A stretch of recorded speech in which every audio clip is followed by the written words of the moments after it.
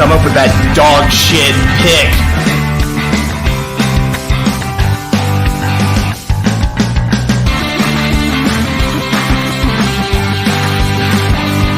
What the fuck were we thinking? What the fuck were you thinking?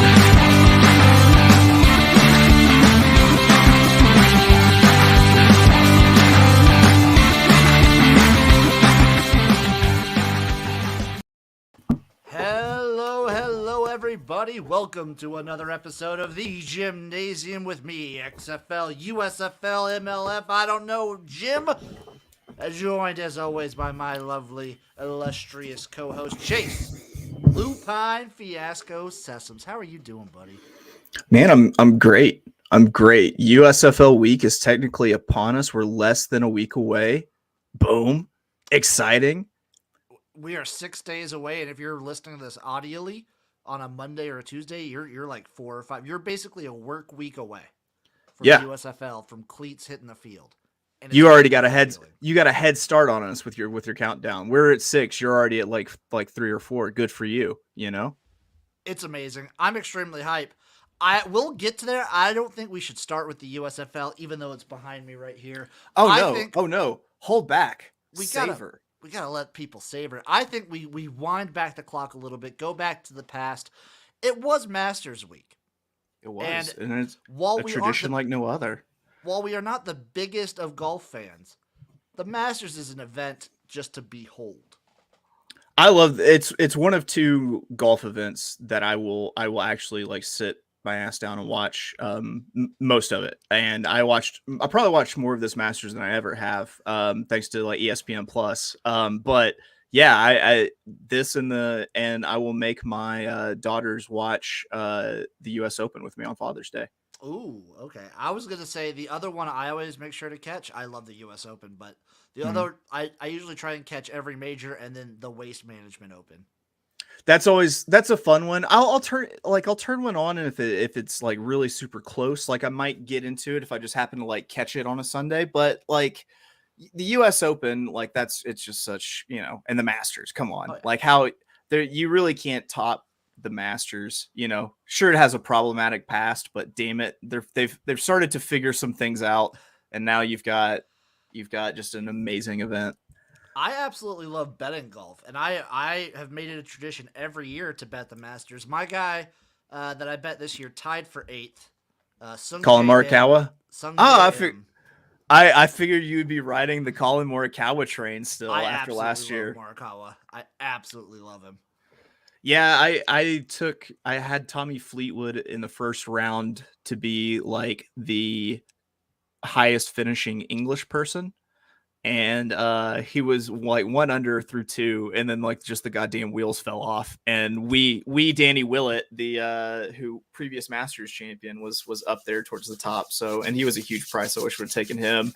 And I took some like head to heads, like, you know, matches and stuff. And like every single person I picked did not beat the person they're supposed to beat in the first round, but they all finished better than the person they were supposed to beat in the first round in like the overall like grand scheme of things.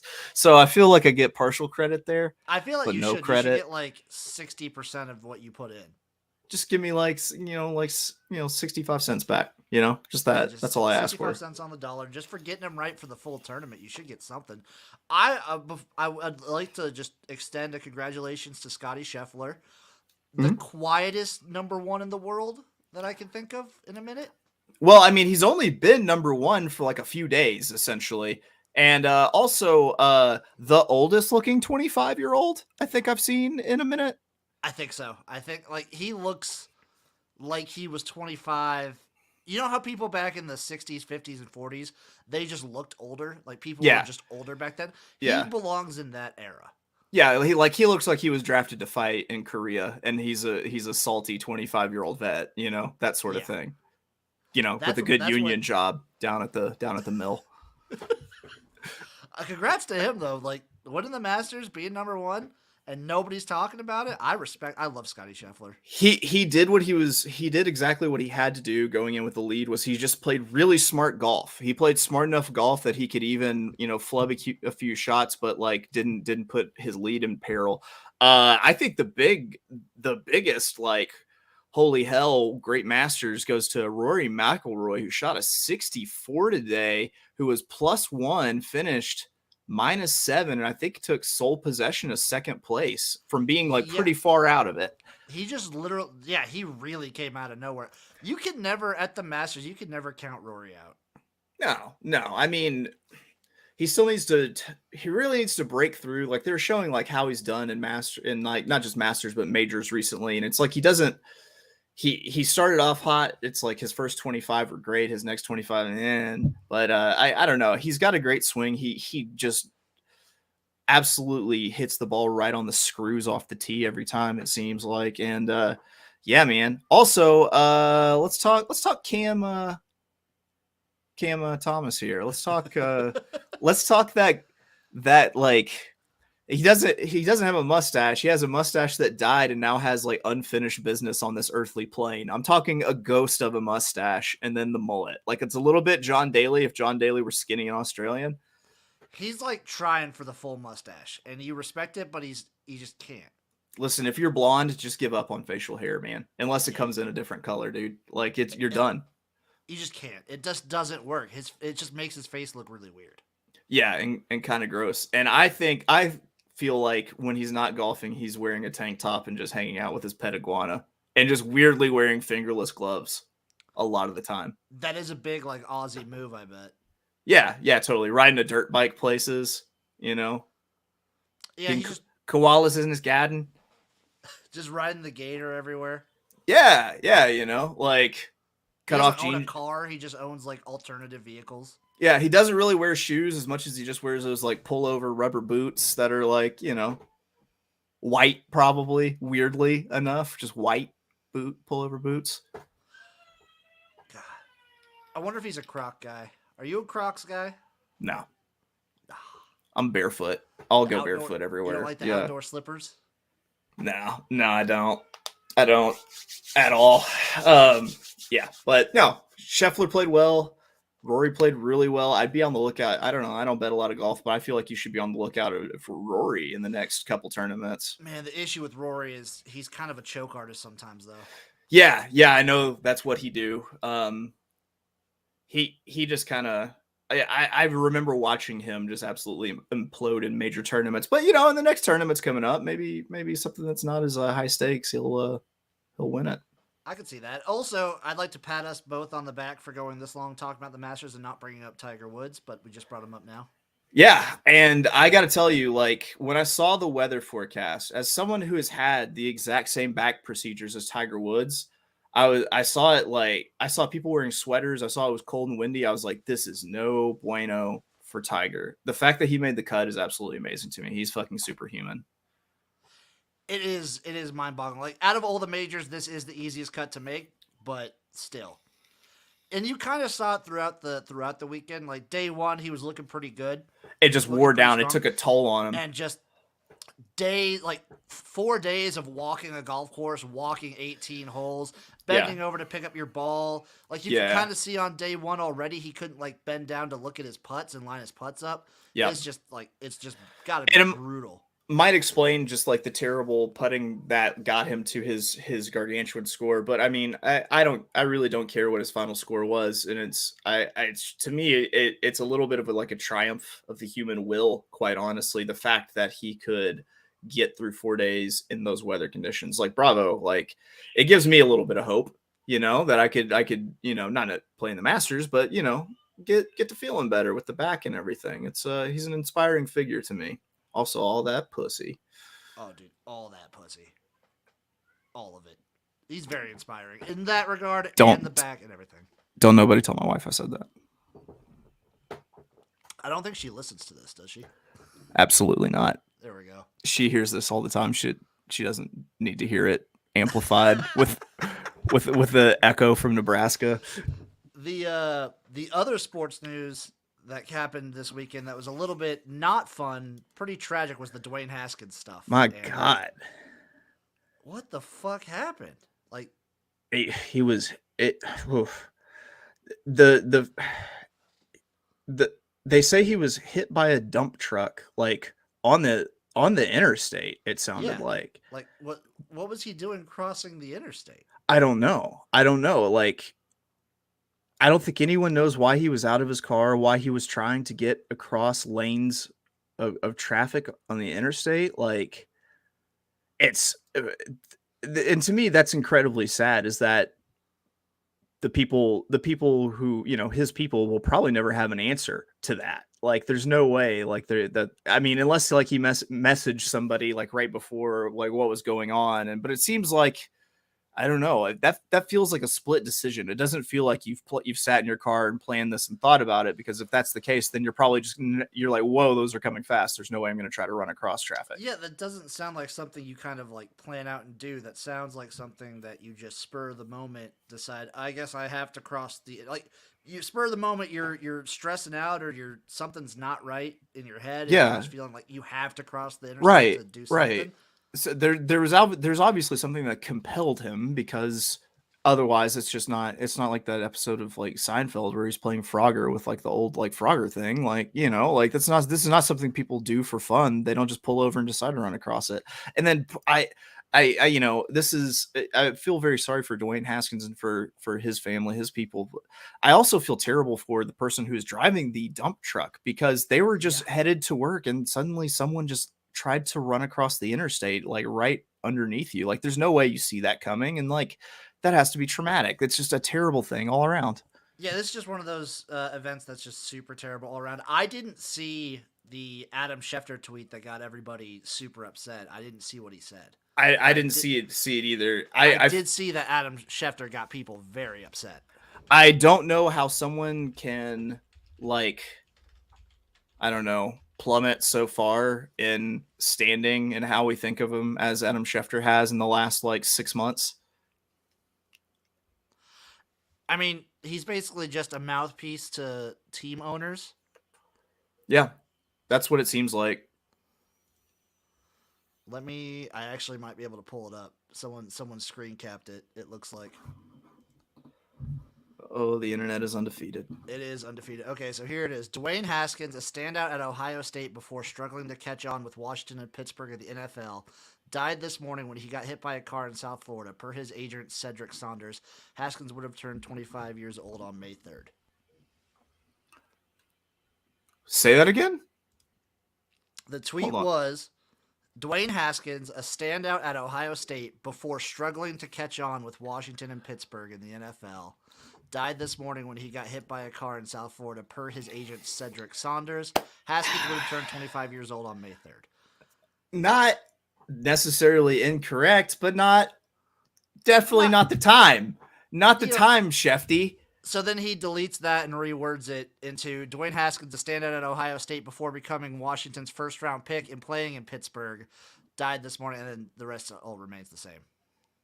Okay, I mean, that fixes it. That should have been the original tweet. That should have been the original tweet. I don't know what made you think like the first one was kind of an okay thing to say. This isn't like when Kobe passed and you had to mention, oh yeah, there was a regrettable incident in Colorado that he was acquitted for, but was settled. But time and place. Yeah. It's not like he was exactly a problematic figure. He just didn't play well at Washington in a terrible situation. It's not like the kid was a scumbag human being. He just Yeah, he just got drafted into an organization owned by one. That's Adam Schefter, I feel like, you were saying like in the last 6 months to a year, just has just like run himself into the ground. He's too Hollywood for everyone now. Anything to be first. Right, of course. If it bleeds, it leads, baby. Ugh. I'm gonna share. So my favorite thing about Dwayne Haskins, I was a huge, like, the draft that he was coming in at, I was a big Dwayne Haskins supporter, because when I would watch him at Ohio State, that year, he was mind-blowing. Like, it was he came out the same year as Kyler Murray, right? Yeah, I think so. That's why he was a runner-up too. Because Yeah. the three players that everyone was talking about in college football that year were Kyler Murray, Tua, and Dwayne Haskins, because each had broken they all three had broken Baker Mayfield's record the previous year for Yeah. overall QBR. And then so Kyler Murray had the most yards or something like that. Tua had something else, and Dwayne Haskins through most of the year was at almost 80% completion percentage. Listen, he had one of the greatest seasons in the history of the Big Ten. He had in terms of just overall touchdown production, he had a 50 touchdown season, which is the best season in the history of the Big Ten. And when you're doing things that's the best in the history of Big Ten, you got to think it has a pretty good, it has a pretty good carry. It's probably the pretty best just in college football ever, So yeah, I mean, for someone who only had 1 year of starting experience with Ohio State, yeah, I mean, I don't know, he could have been, I really think he could have been primed to eventually, be the starting quarterback for a team. They seem to really like him in Pittsburgh. I thought so too. This is just a shitty situation for everyone involved. Yep, absolutely. And thoughts out to Haskins' family and friends and people, and absolutely. Thoughts out to that dump truck driver, because Jesus Christ. Right. I agree. Moving on from that super depressing and sad story to something that makes me angry, and I feel like makes you angry as well. What's up with these spring leagues doing NFTs? So, fan-controlled football is basically just NFT league. They've brought in a bunch of new teams, and every team now is like an NFT. Yeah. I believe the USFL has their own NFT. I'm going to double-check that. I can only assume Major League Football is going to have an NFT. I hope the XFL doesn't have an NFT, but Lord knows they might. European League of Football has NFTs. It feels like I don't know. It feels like you're paying an organization to name a star after you or something like that. USFL does have NFTs, by the way. It's just, oh God. Like buying an acre on the moon sort of thing. It's like, what am I really ever going to get out of this? Because, I mean, that's the idea behind an NFT, is it's something you can invest in and then it can possibly rise in value, right? Yeah, but I've been hearing so many different things of these internet influencers that back these NFTs or create these lazy NFTs, and then they're just pump and dumps. They're just the USFL and XFL and all these guys, they have these dedicated fans. Fan control football, while it's not for everybody, they do have a dedicated fan base that if they're trying to get these NFTs involved, they could they're primed to pump and dump, get these fans to buy these NFTs and then just sell it all. And then do a new gimmick next year. Yeah, it does seem like a cheap way to raise some capital that you never really have to pay back. And it's since it's on the blockchain, you could trace it that way, but it's not. Yeah, it's not USD. It's all Ethereum or Bitcoin or whatever. Yeah, which I don't know. I feel like this is a good time for Bitcoin with everything going on in Russia and. Anyway, we don't need to talk about that. I'm tired of NFTs. I'm just over it. Do you feel slightly over crypto? A little bit. I like the fact that crypto is an easy way for me to deposit into sports books, and it's True. It's a very easy way to send money. I like that. I've never viewed crypto as an investment. Right. Yeah. I always view it as just, it's a very easy way to quickly send money to people. True. Yeah, that's true. I think, yeah, that's probably its number one advantage. I like that. And then my last thought on this is, if you're going to do an NFT, make something useful out of it. Mm-hmm. I know there's some things that are doing you get this pet that's an NFT that you can grow, or some people are doing this NFT, if you own it, it's an all access pass. You're kind of paying for a subscription in some respects. You're paying for extra content. It's how some people will have a Patreon, sure. Or something like that. So that if you own this NFT, it's like saying you have a badge to get in behind the scenes in some respects. If they're like that, then I'm more okay with it. I'm more leaning as opposed to it just being you own the NFT and now it can either go up or down in value. Yeah, right. As opposed to it's just this piece of art, or it's this video clip from this game. For sure. Yeah. Okay. Yeah. I'm 'Cause I with know it. there's some things that are doing like, oh, it's a backstage pass. It's like you're getting a pass to more content, and I'm cool with Yeah. that. I like that. That's fine. That's just Yeah. that's extra stuff. That's not just the NFT. So maybe we should be thanking the NFTs for solving the problem of how do we laminate internet things if it's just like a backstage pass. It's basically that. And Yeah. I don't know about you. I'm a fan of laminating things, so Yeah, so now I'm literally never going to think of NFTs as anything but just laminated internet gunk. that's basically what they are. Moving on to more football. Let's do a little college football. It's spring game time right now. I don't know. Has Arkansas done theirs? I don't believe so. It's got to be coming up soon though. Because Nebraska just had our spring game this last Saturday. Obviously, it's sold out, and the scoring was weird. It was a weird whole thing. But in my opinion, this is the most optimistic time to be a college football fan. Every team is a winner. You go into spring training, you go into like the spring game being like, I like how our offense is looking. I like how our defense is looking. Our quarterbacks are looking great right now. And what happens is the number one offense always torches the number two defense. Just jacks you up. You're like, oh my God, we're gonna be dynamic. We're gonna be unstoppable. And then like the number one defense just absolutely just schools the number two offense, and you're like, oh, we're unstoppable. This is our year. God damn it. Yeah. And I am sad to admit I am in stage 3 of 5 of Husker fandom at the moment. Yeah. Where I am, the optimism is rising. Yeah. I am at the point where I believe in my heart of hearts we can win 9 games, which is dangerous. Okay, I'm probably right there with the Razorbacks also.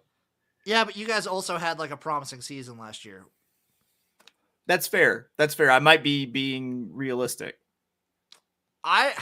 See, in my head though, I feel like I'm being realistic because it's an easier schedule. Yeah. And we almost won every game. Damn it. Jim, I love you, but I also love very beat down by life and the Huskers, Jim, which is it's a good, like, yeah, it's a little bit dangerous. It's a little bit edgy. I like it for you. You know, wait until you wear it well. Usually that comes in about October. So wait till mid-October. Until then though, I'm riding. This is my favorite time to be a college football fan. Yeah, man. I'm undefeated. My team's undefeated. Everybody's undefeated. Yeah, no big time recruit has disappointed you terribly yet. Like, hit the transfer portal good. This transfer coming in next level. Yeah, man. Pulling out all the stops when it comes to recruiting, when it comes to name, image, and likeness. Yeah. It's a delicious time. A delicious time to be a college football fan. It makes me want to put a future down right now on Nebraska. That's how I feel. To win what? To win the national championship. Yes. I know that's a terrible bet. I know it's a terrible bet. I've seen Arkansas and Nebraska have about the same odds. That's insane to me. I guess to be fair, Arkansas does play in like the toughest division in college football. That's true. Yeah. So we out here. Before we get into like the NFL future stuff, I wanted to just say like the college football futures right now. Okay. Arkansas is 80-1. I don't see Nebraska on here. Let me see. 100-1. Nebraska, Kentucky, and Auburn all have the same odds. Arkansas has the same odds as BYU. I've got Nebraska and Arkansas both at 100-1. That 100-1 for Arkansas is good money. Clemson at 15-1 with the season they had last year is kind of insane to me. Yeah. Trojans, I don't know. Trojans 28-1. That's not too terribly bad. No, what's Ohio State at for you? 475. I don't hate that. Out of the top 3, I like that the best. Yeah, I've got Alabama plus 185, Georgia plus 310, Ohio State plus 475, and Clemson plus 1200, 12-1. Boom. Blast it. Western Michigan all the way 1,000-1. Hey man, they still row the boat out here. I think they do. But yeah, that's all I got for here is like this is just the best time in my opinion to be a college football fan. There we go. I agree. I agree. Now, for the NFL futures that we're going to take a look at, I think it's it's nice to mention that we are looking at the NFL futures now, and then we will take another look post draft. Yeah, a lot of things will change. There'll be trades, there'll be all sorts of stuff during the draft. So, but I like taking this way too early look, and I see some way too early overvalued teams when I look at it. Like I'm looking at the 5th choice and 6th choice. The Packers 10-1, the Broncos 14-1. Do you think Russell Wilson kind of has like a comeback season? Is what you're kind of asking with that Broncos line? I don't. Because if Russell Wilson has like a comeback season, they have all the parts in place to be a really good team. I have a few that are like way down the board that I actually like. Okay, like if you would have bet the Broncos before the Russell Wilson trade, I bet that would have been a really good number to get. Yeah, it's okay. I will say it's certainly better now post Russell Wilson trade. And if you got at it then I think it's a good bet. Because I was thinking in my head, I would have loved them at like around 20-1. Anything around that range, I would have absolutely loved it. See, I like that, but and I also, I don't necessarily think it wins, but I do think that if it does win, you got good value if you got it before Russell Wilson. So I'm going to read you the top 5, and then I'm going to give you my kind of outlier ones that I like. Okay. So the Bills plus 650, of course. Makes sense to the favorite, yeah. But this one, I feel like they're way too overvalued. But the second is the Bucks at plus 700. Yeah, with that Brady news coming back, yeah. I mean, to be fair, the NFC is like a way easier conference now. Right. And now you can either say this one is undervalued or overvalued, depending on how you feel about Tyreek Hill, and that's the Chiefs plus 900.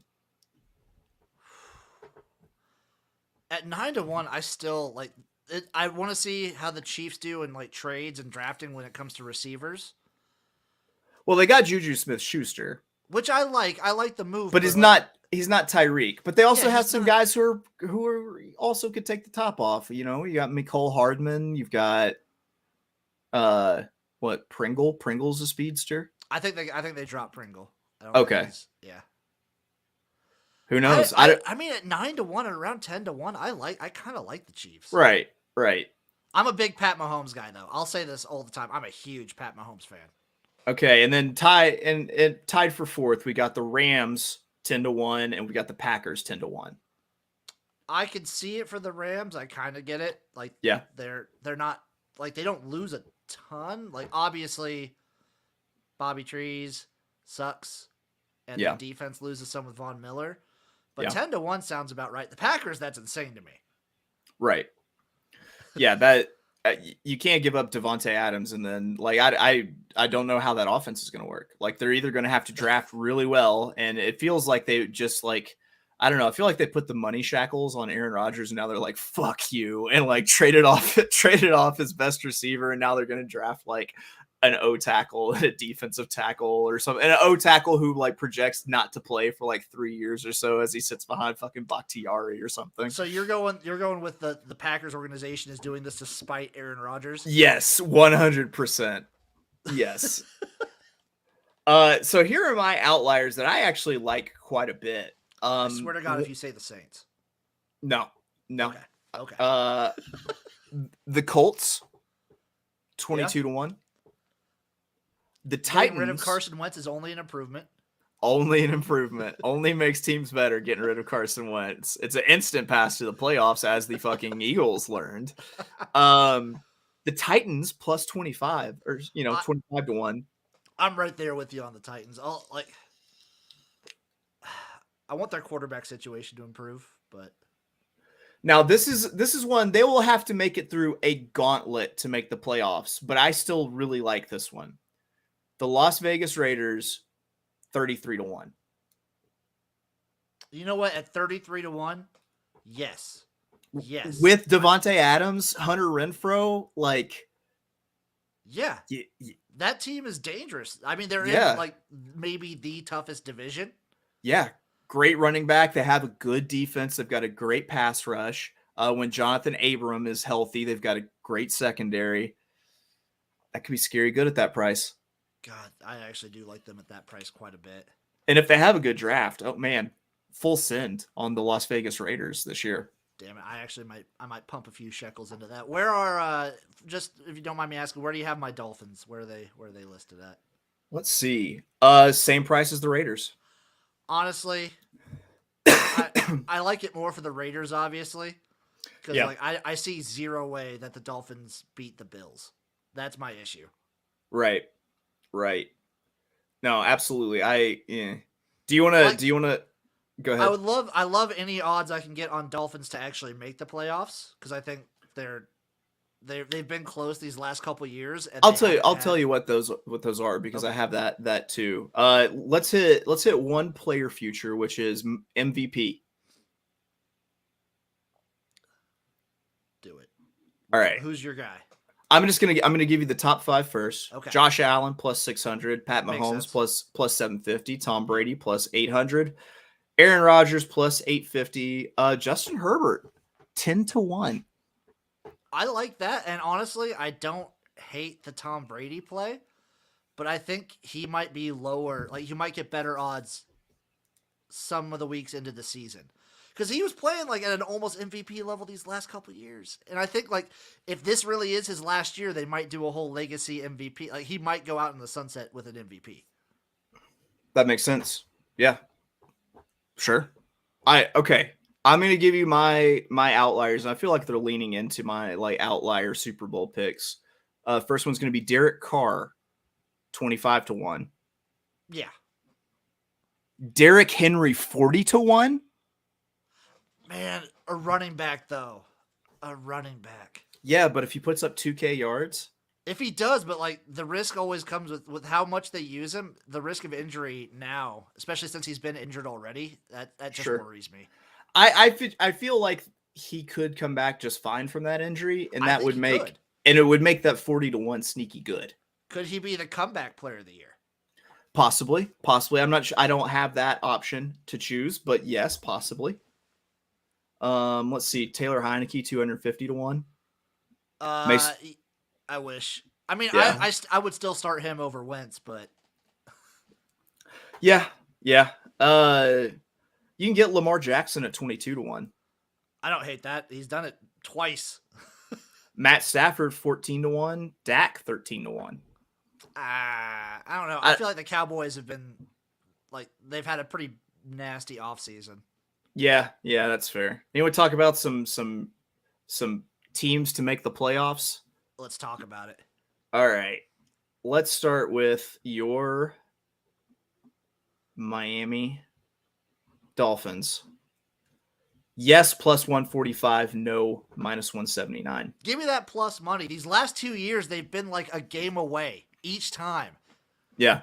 I think I've been talking to Eric a little too much because I'm actually looking at the Lions plus 475 and want to take that shot. Damn it, I'm high on the Lions too. I am too. Yeah. I think it's because like I latch on to teams that have players that I love them to draft, and I was really really big on Amon-Ra St. Brown. And Yeah. I like him on the Lions, and it makes me like the Lions. The Saints plus 155. If you think about it, all they really have to beat out is Tampa Bay. And who have they had their number of? I was gonna say, and they've had Tampa Bay's number, and like Jameis, baby. Yeah, that's Full right. season of Jameis, anything can happen. Until something fucking crazy happens and we end up with Kenny Tiny Hands Pickett. Oh, you know what? I love Kenny Pickett too, though. So The Raiders plus 185. ooh, plus 185. They made the playoffs last year. Yeah, they did.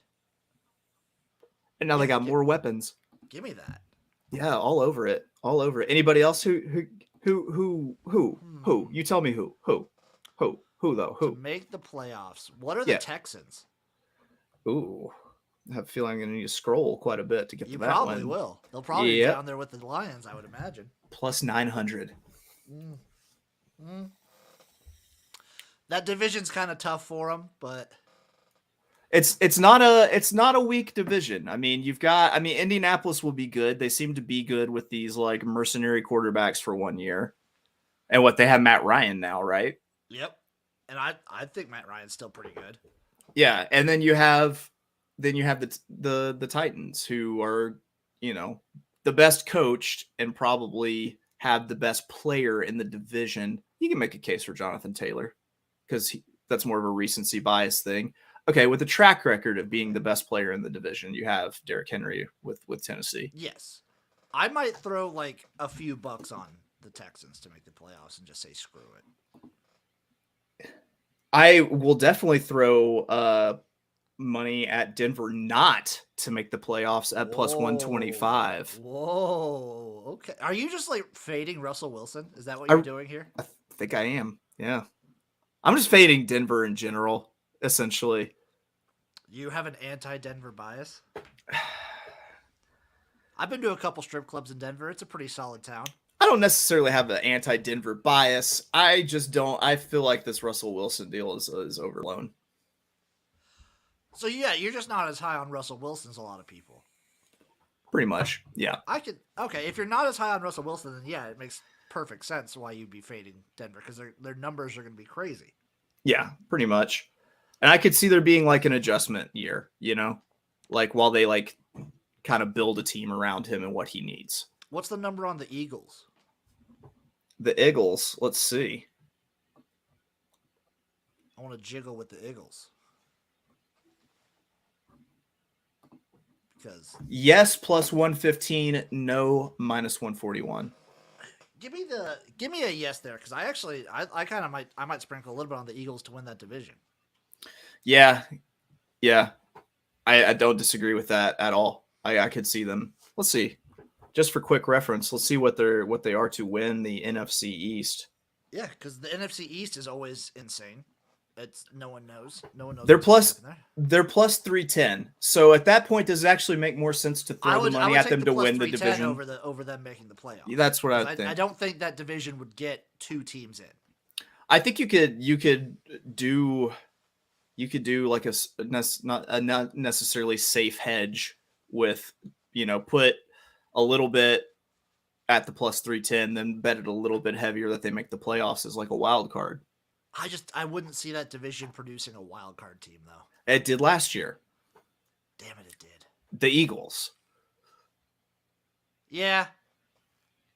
That's not with the way they do things now. I mean, it's possible. It's not a bad idea. What's your favorite bet out of all these? Out of all these, I honestly think it's Super Bowl bet might be my favorite. I like the Titans Super Bowl bet. I like the Derrick Henry for MVP. And then if we're talking in the playoffs to make the playoffs, then I don't know. I think Denver Broncos to not make it at plus 125, because it feels like an angry, spite-filled bet, and those are really fun. Those are really fun. I've got one more to ask. What are the Raiders to win that division? That's see, I like too many of these way too much. Plus 600. Oh yeah, give me that. Yeah, that's another one that I might bet to win the division and then make Chargers? The playoffs. The Chargers are second choice in that division, plus 255 to win the AFC West. Yeah, I like the Raiders more at that value. Yeah, absolutely. Yeah, that's awesome. I think what it is time for now. Let me see if I got the music for it. Yeah. I think it's time for a little, let me create the banner. A little sports vibing right now. Bam. It's time to just vibe for a minute. Talk sports. And just chill out. So sensual. Yeah. Get my minute timer going. Got a little bounce to it. Oh. We just had the Masters. Rolling into baseball's here. USFL's coming. I can't name a better time to be a sports fan. I can, but that's okay.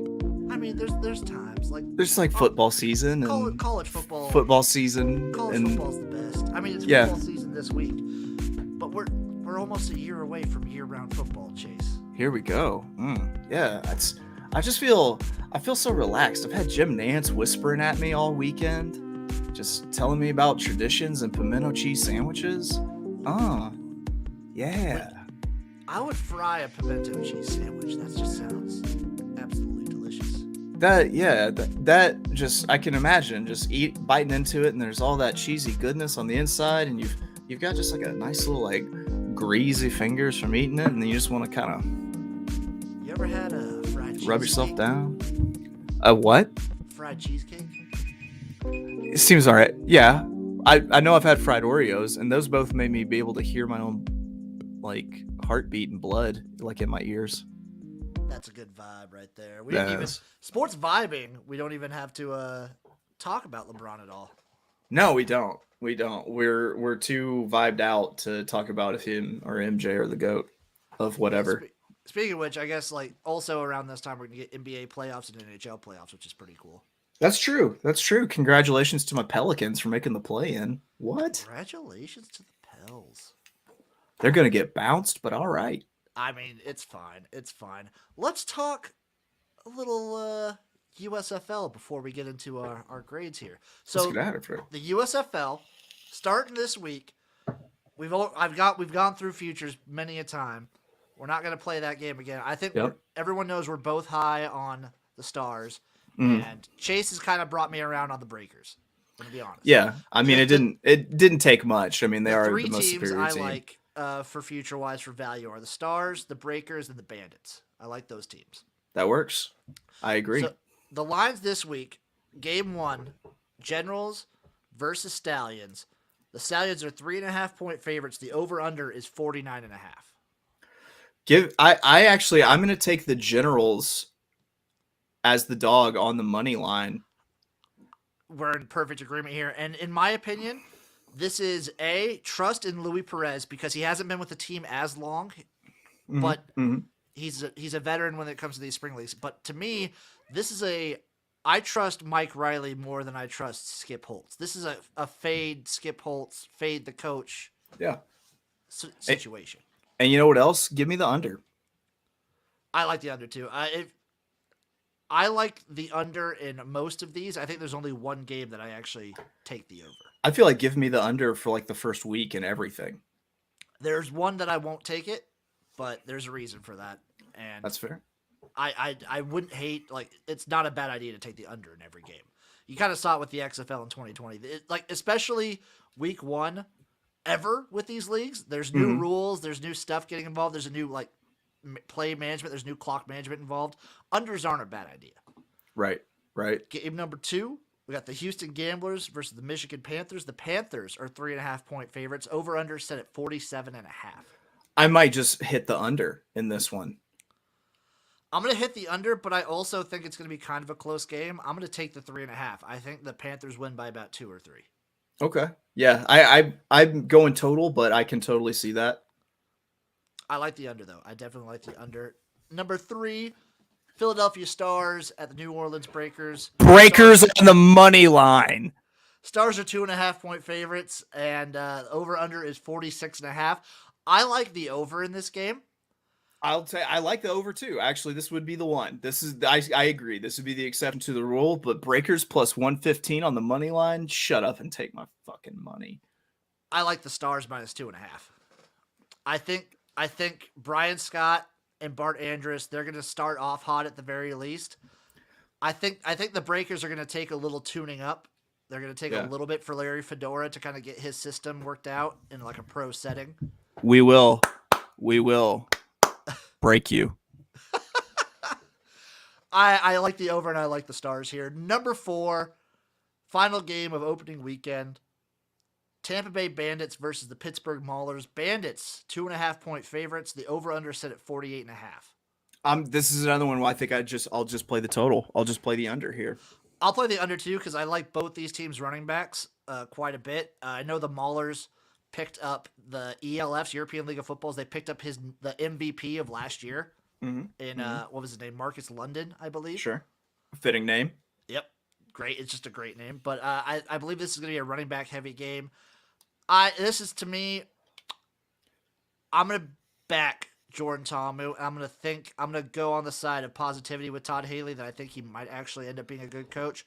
I'm also going to take the Bandits minus 2.5. I'm going to take the 2.5 for the Bandits and the under. You talked me into it. I'm in on the 2.5 with the under. So the other thing I'm going to do, because I did it with the XFL, I'm going to do it with the USFL. I'm going to parlay both all the spreads and all the totals. Yeah, I like it. That's one of my favorite bets, quite honestly. Especially since it's only 4 games. Like, yeah, come on. Absolutely. Yeah, absolutely. And if anybody knows about the USFL, it's going to be us. That's why you should be tuning in each week. That is why you should be tuning in each and every week. Now, it's time for our favorite segment, the grading, the grades. This week, and just so everyone knows, like the college football and NFL previews will be coming next month. They're going to be coming mid-May. That's when we're going to start those up again. Yeah, which is our favorite time of year when we get to pick every single football game under the goddamn sun.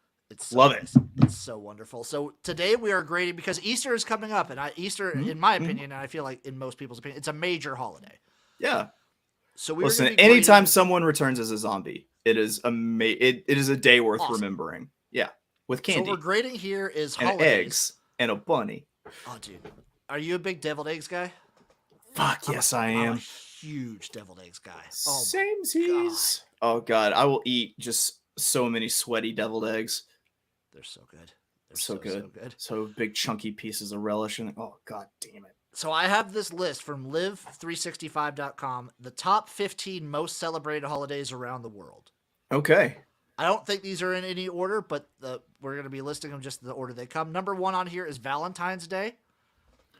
C-. I'm going to give a D. It's just it's a ploy just to get people to buy candy and chocolate. It's a massive pain in the ass is what it is. It's annoying, and like I don't even know if like partner like if like they bill it as like a holiday for women, but I don't even know if like a lot of women like it. I don't know. It just seems it's annoying. Absolutely. I agree. Get that bullshit out of here. Next up is Easter. And like I like Easter a lot. I give Easter a B+. Yeah. No, I'm with you with the B+. For one, some of the best candies. Really good candy. Yeah, for 2, this is the kickoff of my family's mint julep season. This is when I start drinking mint juleps like a fucking mint julep hound until like once it starts getting chilly, like September, October or so. So this is really okay. I like that. Yeah. Also at Easter, it's like a mini Thanksgiving. You're gonna have your nice meal, but it's not nearly as big. It's more bright. Deal. It's fresh. Yeah. Yeah, it's fresh. You don't invite as many family people over. Yeah. A lot of the time, yeah. Like at least we don't. And there are traditions, really but yeah, there are traditions, but people are not butthurt. People are not butthurt if you try it different, something different, each year. And now so this year we have Easter football with the USFL. Fucking A, right? We do. God damn it! I'm so excited.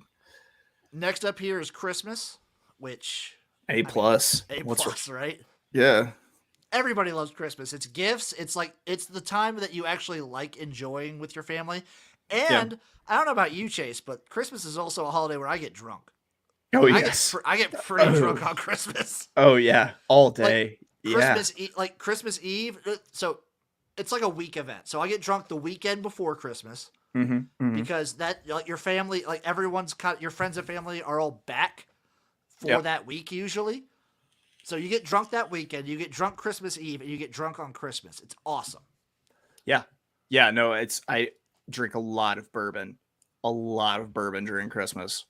Because we have like a Christmas Eve like hot chocolate snacks sort of thing where like it's like for the grown-ups who have to be like, getting things ready for kids. It's like coffee and like bourbon or like bourbon cream and stuff. And then, the next day mimosas in the morning, followed by like little lunch drinks after the mimosas.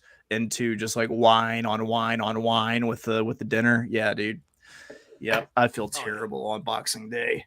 It's fucking awesome. Up next, I feel like this is another A+ is Thanksgiving. Thanksgiving to me is an A. Oh yeah. Maybe not an A+, but an A. Yes. My mom makes the best turkey ever. I love it. A+. The only time I really like eating turkey, but I also love a good Thanksgiving ham. Oh yeah. And I bonus ham. it's one of, I think this is like the only holiday where it's not only expected and accepted, but encouraged to just eat as much as humanly possible. Absolutely. Yeah. And you got to love that. A plus. Can we add another plus? Plus Thanksgiving football. Yeah. Bingo. Winner. Just easy. Next up, St. Patrick's Day. B. I've had some B. pretty good St. Patrick's Days. I've had some really good ones. Not even just getting annihilated drunk, but there's some areas around where I live that do St. Patty's Day like parades that are super fun. Also, sometimes there's some good food. Yeah. If you've never been to St. Patrick's Day in Savannah, Georgia, shit, that's fun. If you've never been to Fake Patty's Day in Manhattan, Kansas, that's amazing. Oh, all right. I like it. We both have our destination St. Patty's Days. It's actually the one in Manhattan. It's the day before St. Patty's Day. They do. Oh, That's why they call it Fake Patty's Day. Okay. Next College up is kids? Halloween. Right. Halloween, man, it's hit or miss. Like, I love like scary movies. I loved it when I was a kid. I absolutely didn't give a shit about it when I was like in high school up to early college. But then in college, you obviously do the Halloween college parties. And Yeah, I spend the entire month just watching like scary movies.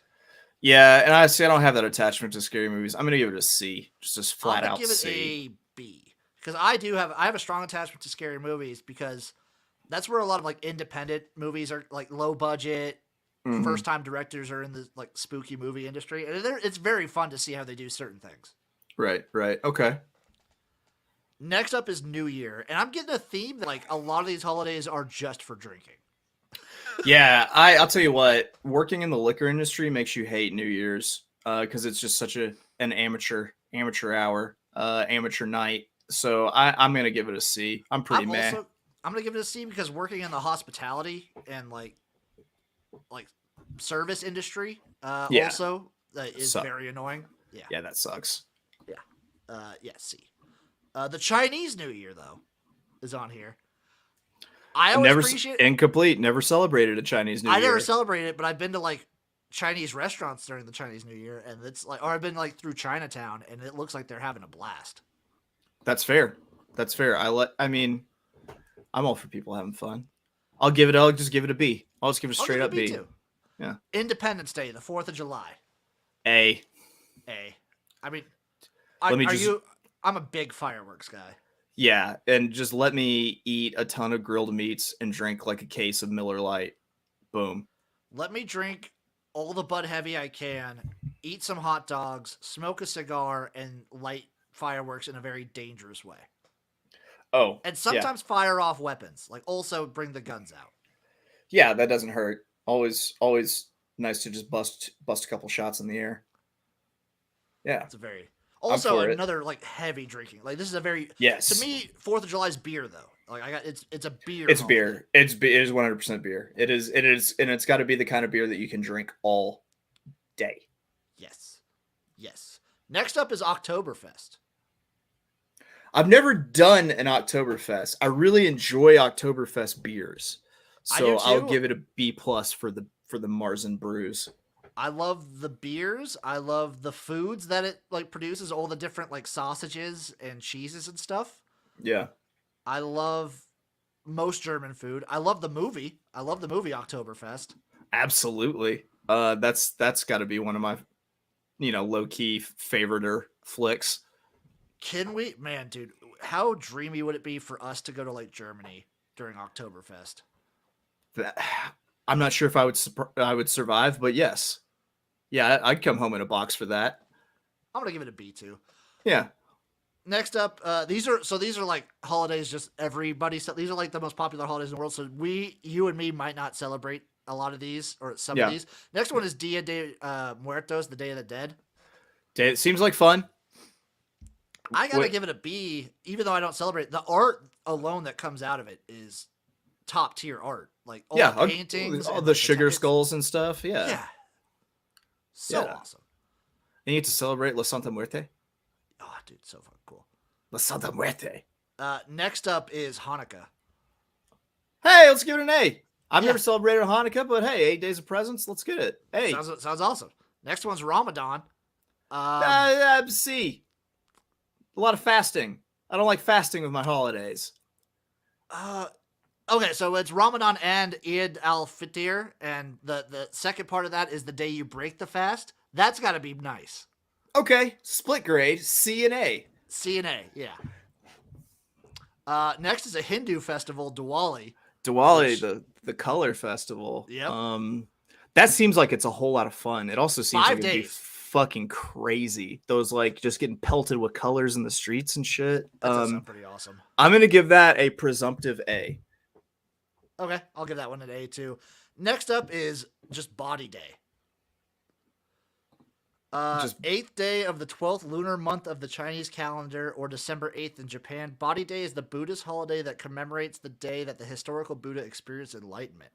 Traditions vary, but can include meditation, a traditional meal, and study of the Dharma. I'm gonna give that like a D. Yeah.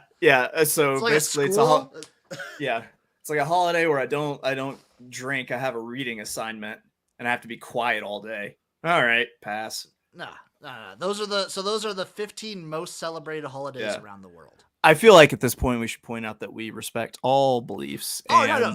Like the beliefs are awesome. That just sounds to me like not fun for us. That's what it sounds like. Like Columbus Day is dumb. Yeah, right. You know, it's good for you guys. I hope you enjoy your days. Not necessarily for us, and therefore we are giving them those grades. Yeah, these are personal grades. These aren't like respective. Yeah. We're not grading. This is not our take on Buddhists, on all Buddhists by any means. It's just that one day. It's just the day. I think that's all we got for this episode. Chase, what do you got going on? What's going on this week for you?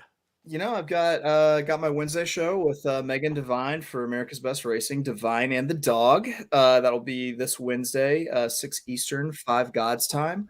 And then, you know, I've got some other stuff coming up, some exciting stuff. I believe a first show, I can't confirm yet, but I believe our first show is Saturday for this. So yeah, I'll have that. I'll have more on the Twitter sphere about that. And then another big thing coming up that I'm pretty excited about that Jim knows about, but I will share with everyone else at a later date. Be ready, folks. You guys know what I got going on with the USFL approaching. That means the preview and recap shows are making a comeback every Tuesday and Friday. Be ready for that. I'm going to have Spring Fever on Wednesday. I'm going to have The Truth about Major League Football coming up this Tuesday, so be on the lookout. We got a lot going on. Give us a follow. Give us a like. At of Oaklawn for Chase, at XFL Jim here. Give the Jimnasium a like or a follow on Spotify, Apple Podcasts, Google Podcasts, wherever you find us. We appreciate it. We love you guys.